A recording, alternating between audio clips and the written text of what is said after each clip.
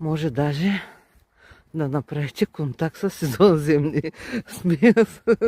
Смея се, защото някои хора не вярват, ама вярват, не вярват е истина. Това е положението. Вижте колко е магично. Много ясно, че сме сами. Няма никой друг. Самата дума по битите камъни не ми харесва, защото все едно, като махнеш първата частица по и става битите камъни, което на мене не ми харесва като дума. Ох, ще се уморих. Защото има отрицателно значение. Пък аз не обичам такива отрицателни неща. Търсим кръга. Невероятно е. Толкова е неестествено. Като живи са тия камъни. Отдолу е пясък. Ето. Това е си едно българската Петра.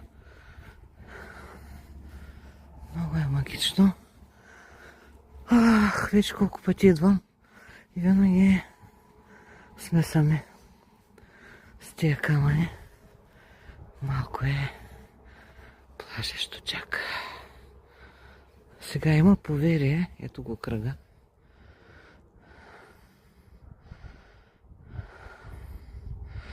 Има поверие, че трябва да обиколиш кръга.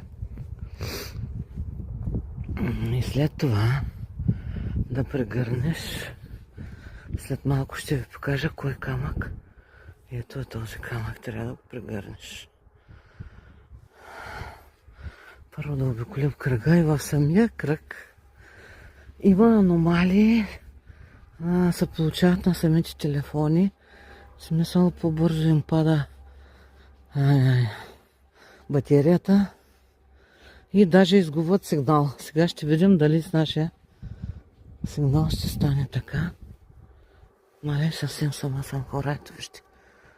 В цялото. То може би е някъде половин километър. Ето. Няма никой. Само някакви шумове от цивилизация. Продължаваме си обиколката.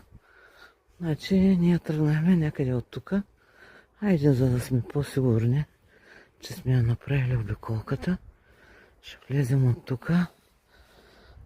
Даже ето ще има стотинки отгоре оставяне. И прегръщаме камъка. Хайде, не ще оставим. И това е за сега. После ще ви покажа и другата част.